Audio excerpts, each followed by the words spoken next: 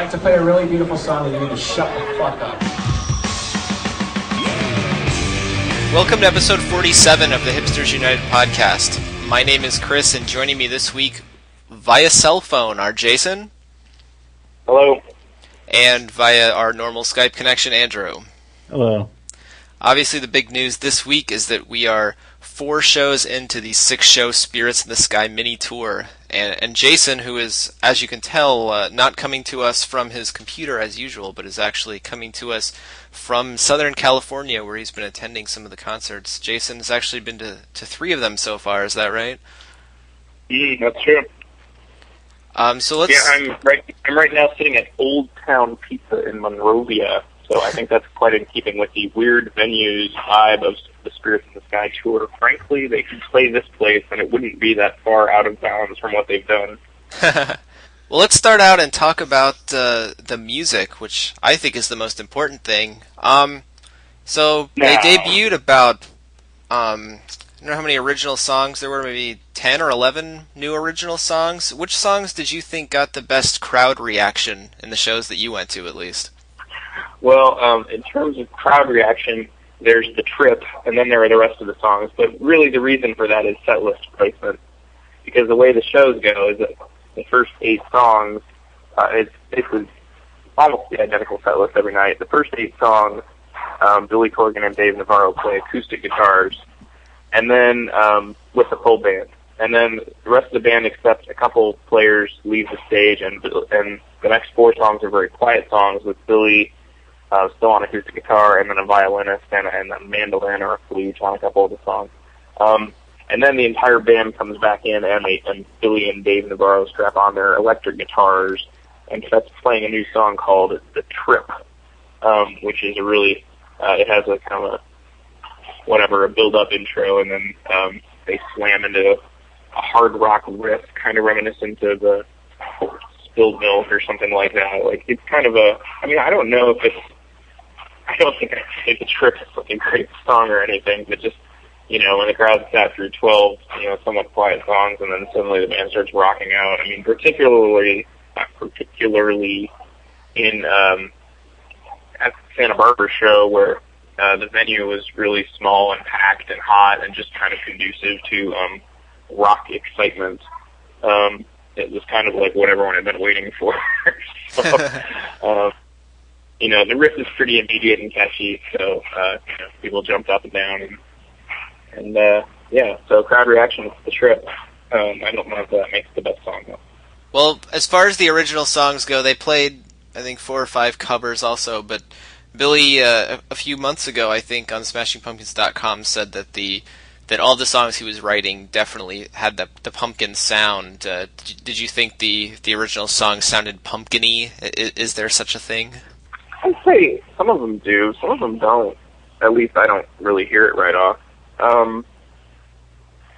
Songs like, oh gosh, see, I don't have it right in front of me. I have to remember the titles. It's just pretty hard. Astral Planes really sounds like a pumpkin song. Yep, I definitely agree. A Widow Wake My Mind, I think, really sounds like a pumpkin song. That's the one that goes, oh, oh, oh. Which people probably know by now. The crowd sing along. But, I don't know. I mean, this is kind of off the top of my head, to be honest, so this might sound really stupid later to say, but I don't know. I don't think Caroline Yes really struck me like a pumpkin song. A couple of the others have more of a full feel, but still, I'm going to second guess myself, though, because, even at the show, if you don't exactly know the cover songs, you kind of have a sense of the cover song. That could be something about the way he plays it as opposed to the song itself, I don't know, but, The Time Has Come, that's a cover, and it sounds like a lot of the songs he was playing at the Hideout, but maybe more so the covers he played at the Hideout in 2002 with Swan, so. Yeah, I was going to ask if the originals sounded more like pumpkin songs or more like Jolly Swan songs. I think they sound more like pumpkin songs than Jolly Swan songs. But,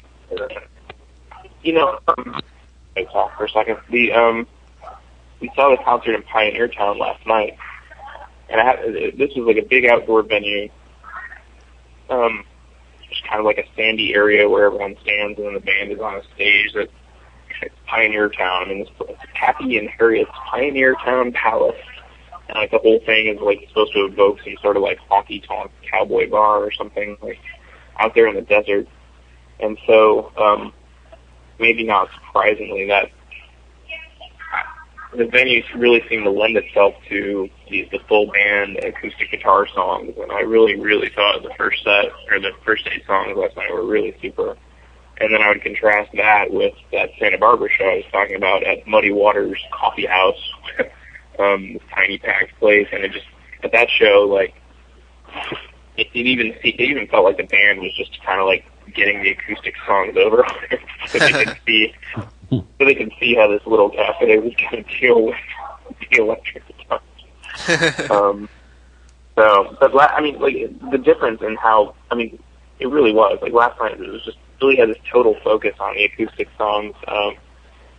I don't mean that they screwed around during the electric songs, but, I mean, they probably did a little, but I mean, like, last night was also probably the most confrontational show of the tour yet, probably because it was the largest crowd. This show probably had a few hundred, and I don't think any of the other shows have had more than 200 or so.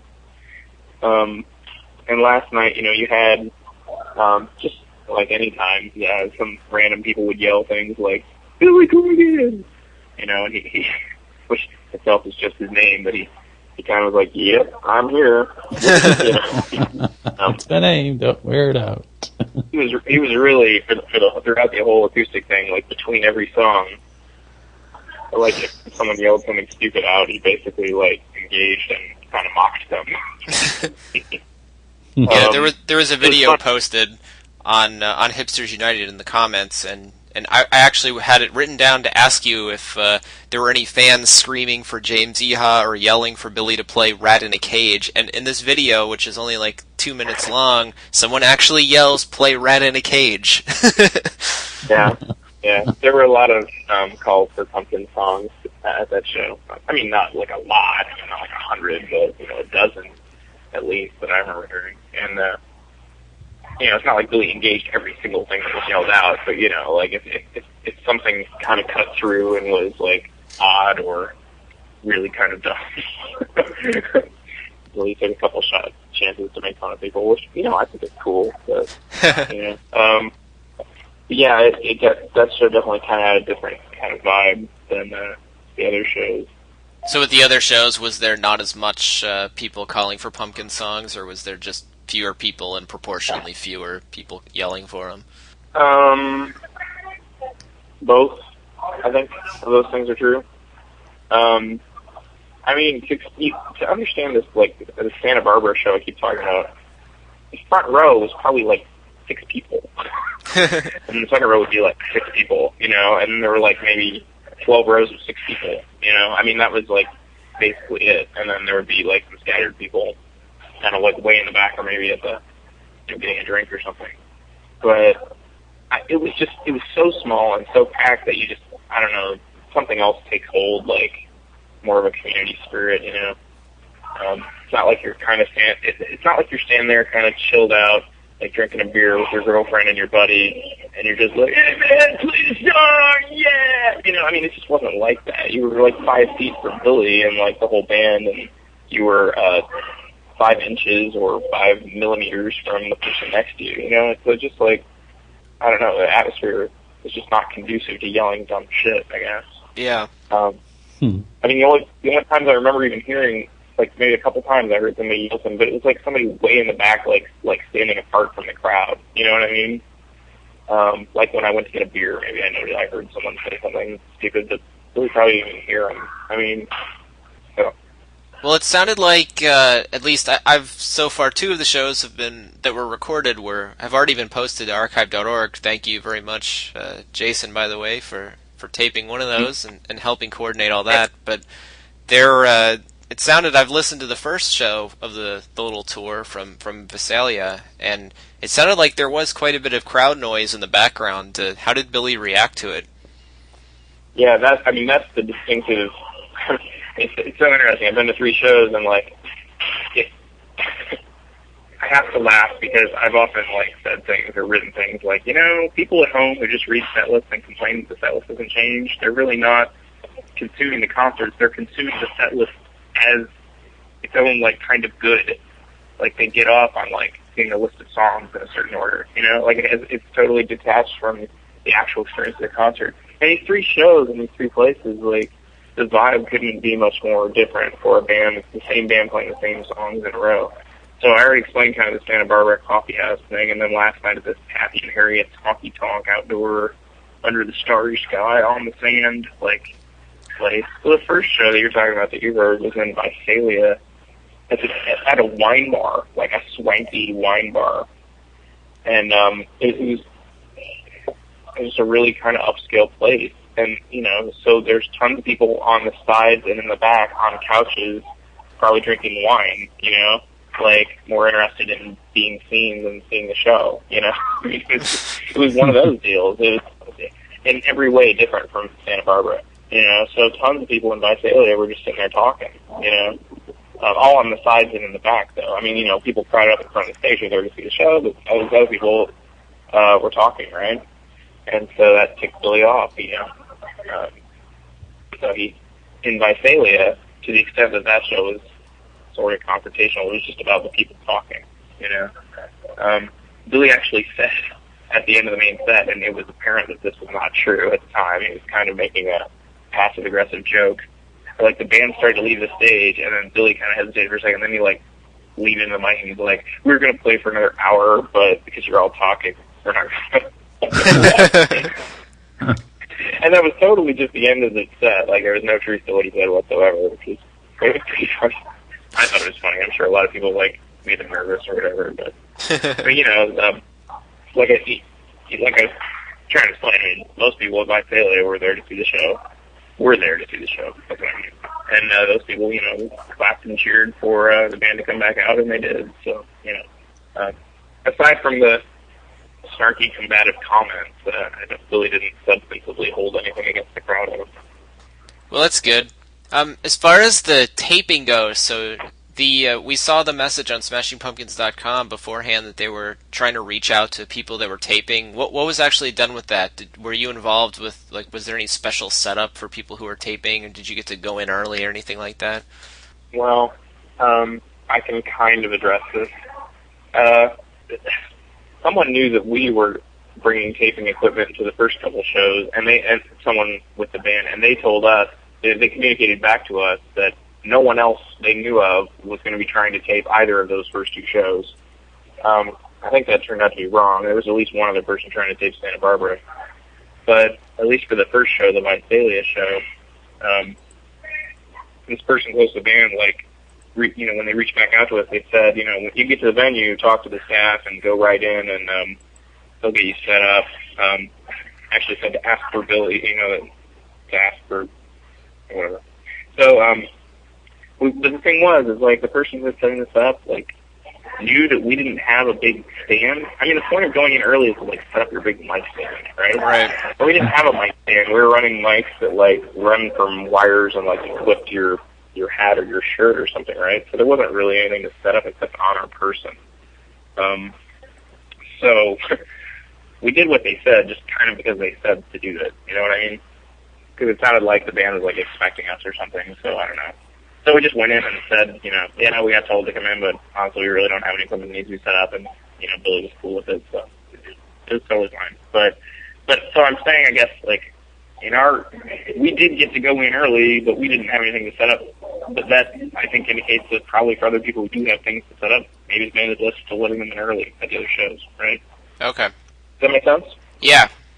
I can't tell you firsthand if people with stands are getting let in to set them up, but we got let in even though we didn't have a stand. So I'm sure they probably are getting let in at these other shows if they're there, but I don't think the band was aware of anyone who was trying to set up stands for either of the first 2 shows. I didn't see any mic stands at either of those shows. Well, since you're kind of our man on the street there, those of us following along with these shows from outside have just seen kind of the local coverage of the shows on some of the local newspapers and college websites and things like that. And, of course, the coverage has been extremely positive on all those. But How has the kind of general community reaction been out there, if at all? And I don't know if how much of the internet you've been monitoring, but I have not seen anything on either of the big two of the music blogosphere, Pitchfork and Stereo Gum, at least as of late yesterday. Neither of them had reported on this yet, but has there been any community reporting out there that you've seen? For a side note, we need to get some sort of objective measure of what's big. I mean, Pitchfork is clearly the biggest. Stereo Gum is not, I don't think, anywhere close to as big. And we don't expect Pitchfork to actually in-person review any concerts in the Billy Corgan now, do we?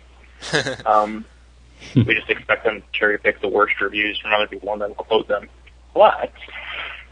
Okay, so you asked about the community generally. I have no idea.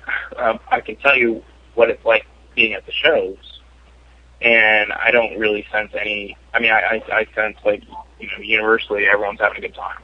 I mean, I even have the sense of people yelling for Pumpkin songs. I don't think that's very serious, and maybe it's like a couple people trying to get Billy's goat or something, but I mean, I don't really get the sense that it's many people at all who really are hoping to hear something else. I mean, it's pretty clear they're not. And I think people have been enjoying the songs for what they are. Like I said, I mean, last night's show being outside in this big crowd in kind of a larger space. I mean, a space that was larger than the crowd because they moved it outside at the last minute. It wasn't really conducive to reacting to the rock songs. But what I'm trying to get at is that, in the smaller spaces like in Visalia and Santa Barbara, they start playing this new electric rock song, The Trip, that no one knows. But it's got this catchy guitar riff and everyone has a good time, bouncing around listening to it, so. But, everything I've seen online and everything I've heard from people is really positive and talking about how fun it is, And it really is fun, I think. So. That's good. No death march this time. Yeah, that's right. People walk out happy. I mean, the band is. I mean, these places are also small. The band is not really trying to escape afterwards. I mean, they're usually hanging out. I mean, especially Billy. Billy hangs out for an hour after every show that I've seen, talking to people. Mike Byrne hangs out after the show for quite a while. I got to talk to him. He recognizes my voice from the podcast, which is a little fun. Excellent. Yeah. First time I've ever heard that from anyone, and it's from Mike. So, Mike, you're listening. Yeah, and I see Navarro hanging out after the shows, and Kerry Brown. So, cool. Well, talk a little bit about Mike Byrne. I've seen him in some of the coverage. I saw him called a wonderkind, and in another place I saw him called a human drum machine. What was the human drum machine like in person? He's very sweet. He's listening, maybe. He's very nice. He's 19 years old. What about his performance? What was his drumming like? Now that he's listening. Good. He's talented. And here's the irony. When I was talking to him, he's like, yeah, it's nice that you guys aren't beating me over the head with Jimmy comparison. And I'm like, yeah, no, you're asking me this. And it's like, the only reasonable thing to do is make a Jimmy comparison. No, he's doing fine. I mean, he doesn't. You're definitely not sitting there going, "Well, the drums are bad." I mean, no, nothing like that. Yeah, he holds his own perfectly fine. Does he sound like Jimmy sounds? No. Does he kind of play in the style that Jimmy plays? Yes. So, but he's really nice. Kind of happy to be there. I think quite starstruck still, but that's not getting in the way of his playing. I mean, it does a little maybe at moments. And maybe there's a little hesitancy, but I would think that's the sort of thing that'll go away. You know what I mean? But, he hits all the changes. I haven't really noticed him screw up at all. Yeah. So Kerry Brown is also playing percussion. For those of us that can only hear these shows on the recordings, which of them is actually playing most of the drums there? Is one of them just kind of doing some other percussive instruments, and one is actually playing what we think of as the standard drum kit? most all of the songs, it's Mike playing the standard drum kit. Carrie does play the standard drum kit on just a few. I know off the top of my head that one of the ones Carrie plays drums for is the first song, Can't Seem to Make You Mine, the Seeds cover. I think he also takes the main kit on like maybe 2 or 3 other songs. But it's almost all Mike on the main kit. Does Mike play the drums on the Pink Floyd cover, Lucifer Sam? I remember those, at least in the recording I heard. Those had some pretty good drumming. Mike plays the drums on all the Electric songs, I think. Very nice. So yeah. Yeah. Yeah, I think it's pretty high praise coming from someone who hasn't liked almost all of the covers that they've done since the Pumpkins have reformed, and especially did not like Set the Controls, but I so far have just loved Lucifer Sam. I thought that was outstanding. Yeah, that's pretty fun. Yeah, we really like long-haired lady out here. As I said in the first live blogger when I was texting Jill during the show, I said, reminds me of Rainbow. And anything that reminds me of Rainbow is a good thing from my perspective. And I found out later there's a reason it probably reminds me of Rainbow, because it comes from some 60s or 70s prog rock band. Or, I don't know if they're prog, whatever. Who cares? I probably just totally embarrassed myself for people at home right now. They're psychedelic, man, not prog. At your service, you know who they are. There was also a Velvet Underground cover, and I believe, if I'm not mistaken, it is from the Banana LP. Right, the Banana LP. Right. They're working through that. You know, in another 10 years, they'll have another song off that. Or 15 years. No, I was listening to that song. I recognized it right away as the Velvet Underground song from that album, but I couldn't think of the title. And thank God I figured it out after about 2 minutes of the song, because I was ashamed that I would be texting and not just be able to like, oh, Velvet Underground, you know, like douchey people would know.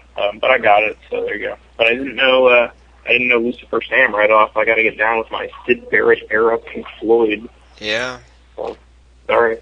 Well, Sebastian didn't know it either. My friend Sebastian, who's going to shows out here, and who reads Literature Tonight, is a longtime fan, and he's like a real musician with real taste in music and stuff. He didn't seem to recognize it either at first, so Yeah, Billy does usually have a pretty nice mix of the eclectic covers that aren't the mainstream things you'd first think of, at least from these bands that are pretty mainstream. He often picks some of the more obscure songs. Yeah. I remember once reading something like, it was a review of Pike Iscariot, and whoever was writing the review was like, why, if you're going to cover like this 60s trippy drug song, why are you covering a B-side by the Animals, you know, Girl Named Sandoz, instead of Jimi Hendrix? I mean, just fucking cover Jimi Hendrix. I mean, that's what this person was saying, right? And I was kind of like, but my attitude is, why remake a song when you aren't going to do it as well as the original person did? Yeah. You should probably remake songs that, like, there's some sort of quality about the original that you like, but you can do it in a different, or maybe, you know, at least as competent way. You're not going to out Hendrix. I mean, that's just dumb. You know, that's my feeling. So, I don't know. Why not take some of these other songs, you know, by some forgotten bands, and maybe reintroduce people to bands you like, and you can kind of take them as a template to go in a slightly different direction without, like, offending anyone, too. I mean, that's another thing. If you cover really famous songs, it's like, if you do anything different, I mean, you draw so much attention to the cover that you're doing it. Secondly, if you do anything different, people are like, you know, I think it just lends itself to kind of super duper level of analysis, which is just kind of a disservice to enjoying the song. Does that make sense? Yeah. Mm-hmm. Like if they did Purple Haze or something, maybe like changed the riff. People would be like, you can't change the riff to Purple Haze. You know, there would be this kind of full, like, you know, some sort of weird level of analysis when it's Long-Haired Lady by Quicksilver Messenger Service, you know, you can tweak the riff all you want, nobody gives a damn. Yeah, it's almost like if you're going to cover a well-known song, you have to totally remake it, kind of like they did with Sounds of Silence, where you don't even recognize the song at all. Or Once in a Lifetime. That's right. Yeah, that's a good point. Well, do you have anything else notable from the shows that you think people at home would like to hear about? I mean, you could probably guess from everything I've already said, but like that show in Santa Barbara at the coffee house was one of like the most fun, best times I've had going to see Billy. It was just total blast, and you couldn't even see. I mean, that was the crazy part. I know I blogged this, but I was like third or fourth from the front, and I couldn't see anything. I mean, I could see Billy's head. And Billy's and, pretty tall. You know, I could see Billy's head, and then like maybe a third of the time, I would like be able to see Dave Navarro's guitar and Dave Navarro's face. And then like there was one point for like 5 seconds I was able to see Mike Byrne play. And that was like all you could see, because the level of the stage was either level with us or even down some, because they weren't on a normal stage. I mean, the coffee house has a stage, right? There's a really small stage. So they didn't set up there. They set up instead in the window of the place, which was clearly not, I mean, because they had to, because they got 9 members, you know? I mean, Mark Tulin, who played bass, was standing behind a pillar. He crammed the band into the front of this just, like, hole-in-the-wall coffee house, you know? It was like, wherever you could stand, that's where you stood, you know? It was just wild. It was totally wild. It was cool as hell, but, I mean, like, it felt like they were playing a house party, basically, you know? And, you know, except it's Billy Corgan and Dave Navarro, basically. One thing, I commented this today on a post, but this was kind of interesting. Last night, by far, had the most, like, Smashing Pumpkins-related banter from Billy, you know? And we've already talked, I mean, it's clearly in response to, like we said, like, these several people calling out song titles or whatever, right? And at one point, Billy, as you saw in that little video, Chris, Billy goes, all right, you want pumpkins? Here's your pumpkins, right? He plays, like, 5 notes of the intro to Today. Yeah. And then a couple of other, like, super duper short riffs that I wasn't even sure what pumpkin song he was trying to play. And he's like, there it is. At one point, I think he actually played part of Beautiful People by Marilyn Manson. There's your pumpkin? Yeah, could have been. Okay, but, you know, not long after that, in fact, immediately after that, okay, so he did that before he did The Time Has Come, which is a cover, right? Right. A song by this English folk singer, Anne Briggs. But then the next 3 songs are all, again, being done in, you know, really quiet arrangement with just Billy, Andy Zan, Spivak, the violinist, and and Kevin Dippold, who's playing mandolin, or I think he might play mandolin on all 3 of those songs, I'm not totally sure.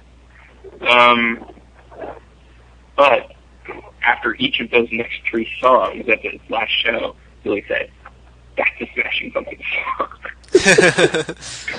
Something like, I mean, like, paraphrasing, you know, but like, he like, he overtly indicated, like, that's a Smashing Pumpkins song, and this is a Smashing Pumpkins song. They were brand new ones, right? So, that was interesting. Well, one of them was Song for a Son, which definitely is a Smashing Pumpkins song. That's right, yeah, it was. So it was a Stitch in Time, Caroline Yes, and a Song for a Son that were the ones he, like, specifically called out last night. This is a Smashing Pumpkins song. So there you go, Chris. I mean, wasn't it our last podcast where we were talking about the dream of some people's life is to go to a concert where Billy specifies exactly how and where each song is going to be released? And yeah. The dream is alive. You kind of got your way there for a few minutes left. So you mentioned the band was out, or at least Billy was out talking to fans afterwards. Did you hang around for any of that? Did he have any words of wisdom? To be honest, really, really totally honest, I can't quite. I mean, a huge group gets around him, you know, it'll usually be like 20, 30, 40 people. And, I don't know, I just usually don't just feel like standing in that group. So, you know, I mean, part of me says you should do it just to be reporting for the blog. It's just like most of me just doesn't want to do it. So, you know, I mean, I when I talked to Mike, I literally, like, found myself standing next to him. And I've always kind of felt like I owed it to Mike to try to, like, talk to him specifically because Hipsters United broke the story of him joining the band, right? Yeah. And I kind of have always felt, I don't want to say guilt, because it's not guilt, but it's sort of like, I don't know. In some ways, you just wanted to, like, feel that he was cool about what had happened. You know what I mean? Mm-hmm. So when I found myself literally just, I looked up and he was right next to me, I was like, I'm just going to talk to him, you know? So, but this, there are good circumstances to meet Billy, but I just think the times when there's 20 to 40 people around him after a show, that's not a good circumstance to meet Billy, because you're basically still dealing with, whoever is the most, imagine this group of 20 or 40 people, who's going to be the one who, jumps up to say something to him? Well, it's going to be whoever, is the most shameless. I mean, the questions aren't never very good. Yeah. and stupid, and sometimes he says, interesting things and stuff, because, it's not like he's going to let the conversation be totally dictated by whoever speaks, but I don't know, it's just, I just don't like that context for talking to him. I've talked to him before in other contexts, and he's great, but that's just not my guy. I'm more of wanting to get on the road after the show, to be honest. But yeah, and if it makes you guys feel better, Mike says Hipsters United is the first website he reads every day. I'm not making that up. That's what he told me. I didn't ask. Wow. I did not comment. And he's, like I said before, he's happy with us. So we'll try to keep doing good by you, Mike. We'll keep trying to spin the coverage in your direction. Everything positive about the Pumpkins all the time. HipstersUnited.com. We love Mike. This is the Mike Byrne podcast. I will never have a bad word for him ever. I've been co-opted via friendship. So we're recording this on. We're recording this on night 5 of the 6-night tour. Am I correct? Are you going to be attending night 6, which is the Halloween show? Yes, that is correct.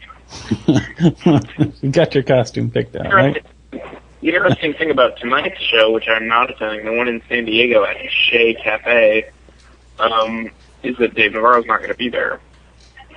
So I'm kind of guessing this ends up being a really different set list even. I don't even see how they play all the rock songs without him. So I'm almost wondering if Billy just throws in a few more solo acoustic songs and calls it good, and this becomes more like what actually springs to mind when you think of a concert being played in a cafe.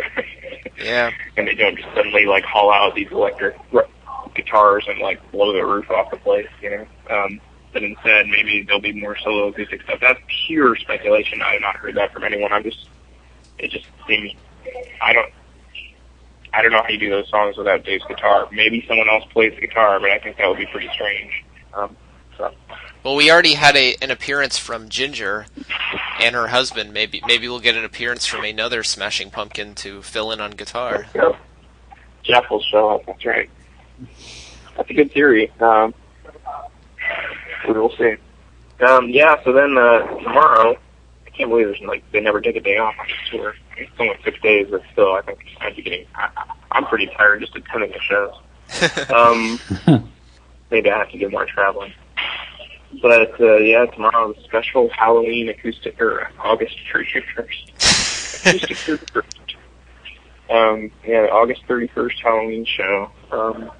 Sebastian I actually have this shirt, and somebody gave it to me. I think my father gave it to me for Christmas. It has horizontal stripes, blue and white.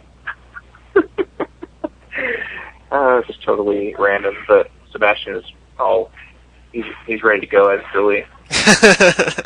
Sebastian's balding and shaves his head as well, so I don't think that makes a lot of sense, to be honest. But what should I go as? You guys got any ideas?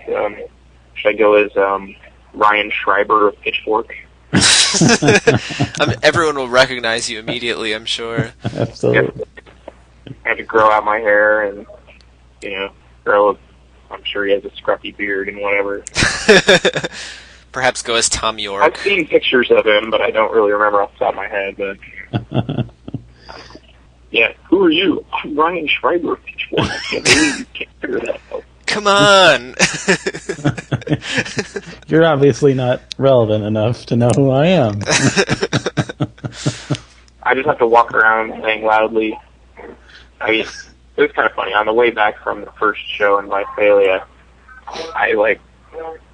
you're in the car trying to waste time, right? And I was just trying to entertain Sebastian while he's driving, and I just kind of off the cuff gave the negative Pitchfork review of the show we'd just seen.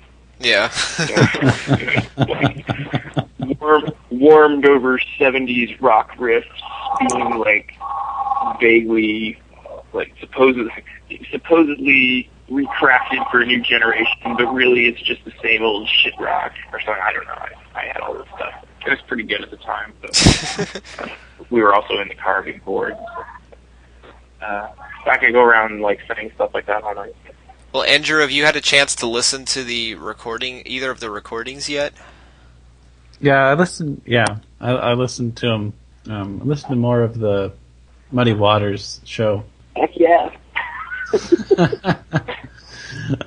I thought it all sounded great. It was neat to see or hear Freak again, since everyone thought it was really neat the first time.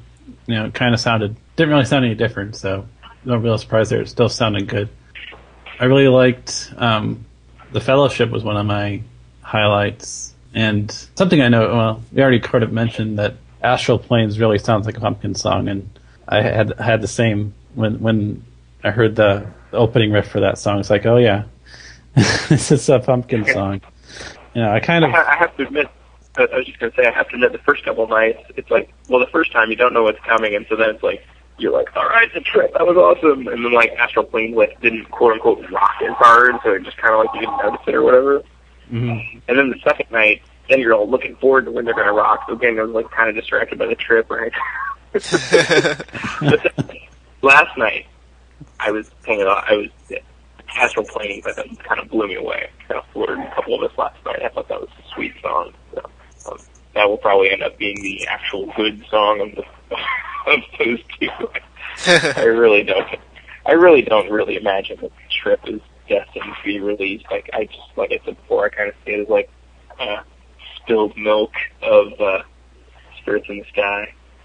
Just a fun rock jam to blow the walls off. But anyway, sorry, Andy. Go on. That's the thing you did. You can't hear it. Right. Yeah. I thought it sounded like something about that song reminded me of sort of the pre-Gish rockin' songs. I've been trying to rack my mind as to what exactly it sounded like, but something about it. And I don't know if it was recording or what pedals they were using when they were playing it, but it just had a feeling that it sounded like the old real-time Gish songs, pre-Gish songs. And Lucifer Sam I thought was my favorite of the covers. And I actually have a live album from Jay Farrer, who is in Uncle Tupelo and Sunvolt, and he did a live solo album a couple of years ago. And one of his songs that he did was Lucifer Sam, and did a similar sort of, did a similar treatment of what the Billy and the Spirits did of it. So it was kind of cool I kind of had when I first started hearing it, I was listening to it, the window wasn't in the foreground, so I wasn't quite sure. I didn't see the title right away. It's like, this sounds familiar. Why does this sound familiar? And finally I managed to link it up in my mind why it sounded familiar, but I thought that was my favorite of the covers, definitely. Yeah, for me, it's really interesting to think about when I think back to when I first heard the songs from the Arising tour, I immediately thought Stand Inside Your Love was great, and it ends up like I still really like that song, so that one has stayed with me. But another song that I really liked the first time I heard it was Virex, which after listening to it like 2 or 3 more times, I was pretty much over it. So it's like how it ended up on the record. Yeah, but so it's interesting. Like I've listened to the Visalia show and part of Santa Barbara, so I've only heard the songs. I've heard Freak now more than any of the other ones, obviously, since that one was played a few weeks ago. And obviously I've heard A Song for a Son many times before and have professed my love for that song many times on the blog, so I won't go into that again. Song for a Son is an outstanding song. But I definitely liked Lucifer Sam, like I said. I thought it sounded great. I also thought Astral Planes was good. I liked Widow Wake My Mind, although that one, I'm wondering if that one will stay with me, or if that one I will get kind of tired of, since it does seem kind of sing-alongy and simple. We'll see if it stands the test of time in my mind. But I will definitely be interested to see what Billy ends up recording and releasing. I think I'm with you, Jason, as far as the trip. It does seem like a great live song, but I don't know how well that would translate to a studio release. I mean, it's Billy, so you never know. I'm sure he'll record it. Maybe someday it'll see the light of day. You know, I wasn't going to try to tape last night, and then I tried to tape, but it didn't work out. So I'm kind of disappointed because like I said, I thought the acoustic set was really good. But there were supposed to be other tapers there, and I heard people with the crowd talking about other people taping, like 3 other people taping were supposedly there. So I have a feeling it's going to come out. So, but that would be my suggestion. People should listen to the electric Santa Barbara set and probably try to get the acoustic set from last night. Those are probably, if you have 2 hours to listen to this stuff, that would be suggestions from what I've seen. But you know what, I wasn't at the concert at the bookstore in Long Beach, right? And people said that was a good show too, so. Will you be taping tomorrow night's very special Halloween show? Ugh, I'm tired of taping. Let other kids do it. Very annoyed that I made the effort last night, even after I wasn't intending to, and then, you know, through my unfamiliarity with some incredibly obscure technical details of the device I was operating, it didn't work. So, basically, I don't know, going into the technical details of why it didn't work is probably not worth it. Well, thanks everybody for joining us this week. I already mentioned it before, but quick plug, as of Sunday afternoon, the 30th, 2 of the shows have already been uploaded to archive.org. Hopefully we'll see some more of the tour uploaded there as well in the coming days. Thanks a lot, Jason and Sebastian, for taping, and thanks to Zach for doing the editing and cleanup work. Our song of the week this week is one that does seem to be an early crowd favorite, Widow Wake My Mind, from Santa Barbara, California, on August 27th, 2009. Good night, everybody. Is it too hot for group participation? No? Are you up for a sing-along? I'm going to teach you this song. See how good you are. Okay, so it goes like this.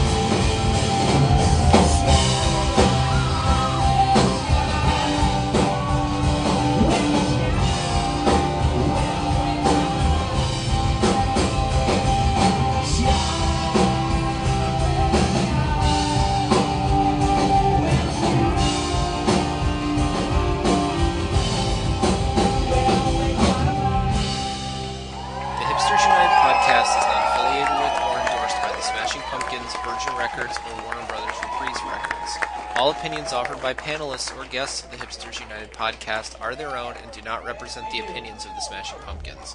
All audio during the show is licensed for non-profit use per the terms and conditions on the Live Music Archive at archive.org. Intro music is from the Machina 2 album released for free download on the internet by the Smashing Pumpkins in September of 2000.